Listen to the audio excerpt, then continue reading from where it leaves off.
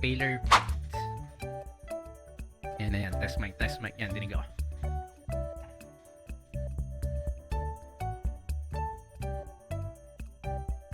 Ayan. Sige, papakita ko sa inyo yung current build ko ngayon sa Impaler. So, ano na tayo? Second class Impaler. Ayan. Second class advancement. Okay, una sa gears.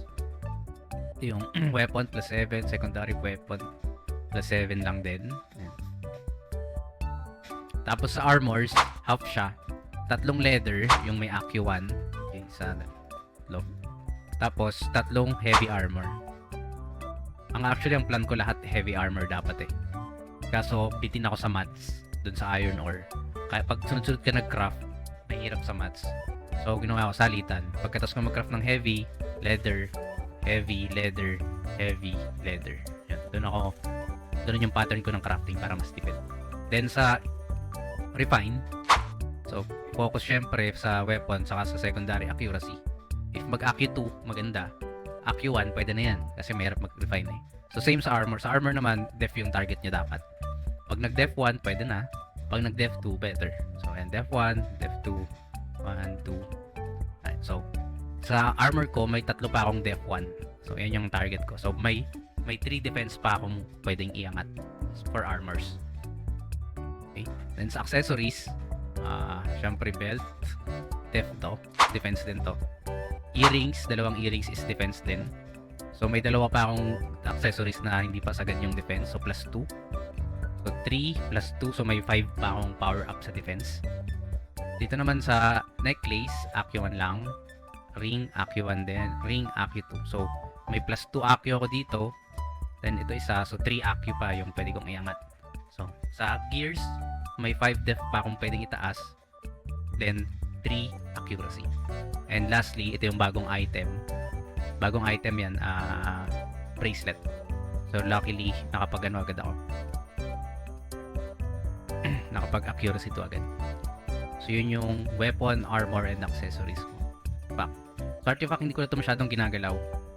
Stuck na to sa plus 4, plus 2. Wala na akong, hindi ko muna balak galawin itong mga to kasi magasto sa gold. Wala masyadong gold. Then dito sa jewel, dito kasi sinuwerte. So plus 5 yung jewel natin. So next target is iayos din yung refine. Yes, kinraft ko yung bracelet. Ito yung kailangan pang craft dyan.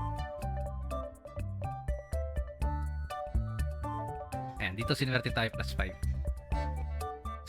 Baka ano na yun dyan. Ito muna matagal yan. Oh, hello, guys. Nagko-content lang ako ng bit. Then runes, luckily na plus 2. Then sa anong tawag ba dito? Feather sa crows, sa night crows. Feather and claw. Sadly plus 5 at plus 6 lang siya. Maganda sana ma-plus 7 natin para mag-activate yung hindi plus 8 pala. Plus 8 yung third skill. So wala eh. Mahirap talaga eh. Sobrang hirap mag-plus 7 ito guys. Nahirapan ako. Okay. So current stats natin ngayon. Damage 153. May buff pala to. So itanggalin natin yung buff. So around 149 yan dapat. Then 259, 252 accuracy. Full buff to full buff. Yan yung sa item. Mount. So meron nakuhang tatlong epic. Ito nakuha ko sa advance sa level 50. Ito na summon ko and ito na combine. Yung dagdag na stats sa mount natin and in slot. And then next, weapon style. Meron tatlong dalawa lang pala. Ito nakuha ko sa summon. Ito yung gamit ko. Weapon damage. Itong isa ay galing sa advancement. Hati siya. So tatlong may AQ, tatlong full def.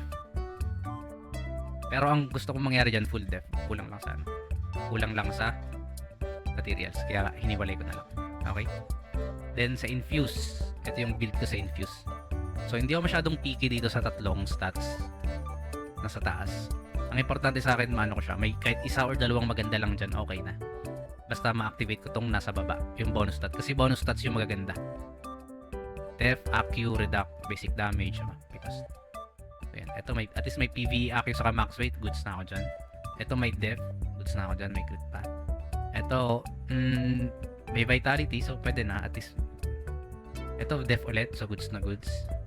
Ito, PvP def, bonus damage, so goods. Goods na ako dito sa Infuse, di ko na ito gagalawin. Glider ko, uncommon lang din naman, pero may hover sa flight rush. Fight rush, so gusto. Flight rush. Okay. And syempre, pinaka-importante, collection. So, ito yung stats ko sa collection. Ang pinaka-inahabol ko dyan is accuracy sa def. So, 16 accu, 13 def. Mababa pa yan. Pero wala na ang hirap na mag-collection eh. 166 collection pala. Yan. Marami pa akong naka-bookmark dito na hindi ko pa nagagawa. Puro def 1 yan. Def 1, def 1, accu, PvE def. Okay. Then itong event, tinapos ko tong 1, 2, 3, 4. So, bali 8 def and 8 accu yung bigay dito sa def. Event. Sa gears, ito yung next kong target. Gears. Marami yan. And achieve, antique. So, nag-craft ako ng 1, 2, 3, 4, 5. So, pero accu to. Accu crit basic damage. Ano ba? Next, sa skill. Ang inuna ko is Chain of Eternity. Next ko is Battle Cry. Then, saka ko nag-Tenacity. Pero pwede yan gawin nyo is Battle Cry, Tenacity, then Armor Crush. Kung ayaw nyo ng Chain. Okay. Pero ang pinaka-importante yung Battle Cry, ma-tier 2 nyo yung Battle Cry para basic damage din.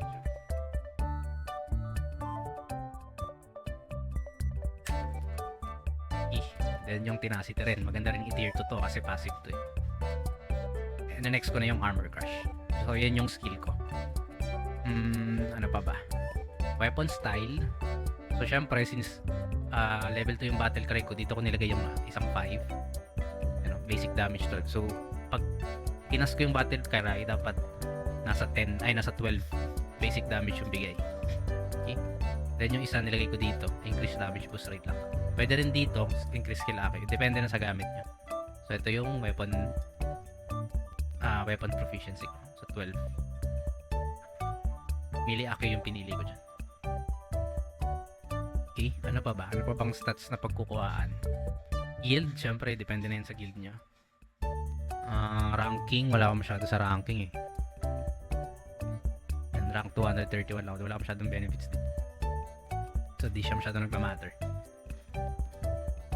Ano pa ba? Wala na ata. Napakita ko na sa inyo lahat.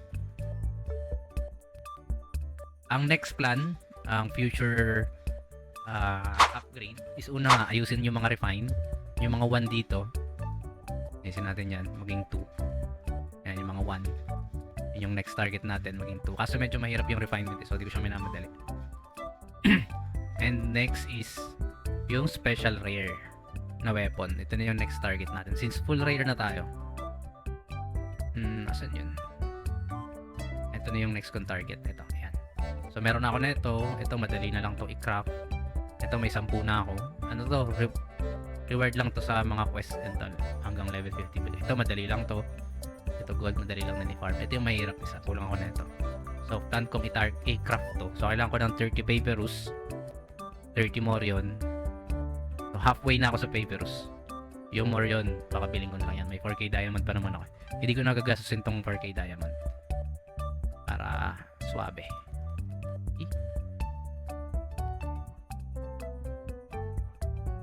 Wala na ata. Dito ata yung pro stats kapag walang ano eh. Ayan. Walang buff. Ayan. Since level 50 na tayo, pwede na tayo mag-NFT kung gusto natin. And syempre, ito yung libreng skill kapag nag-advance ka. Ito, itong soaring spear. So, additional attack range, pero in return, mababawasan ka ng 5 na def. So, pwede itong i-activate always kung mataas na yung physical def mo. So, hindi ko siya i-activate. Hindi ko naman kailangan ng sobrang laking range dito. In-activate ko lang siya pag habol ng pag nagpi-PvP. Okay. Okay na yan. Tapos na ang ating build.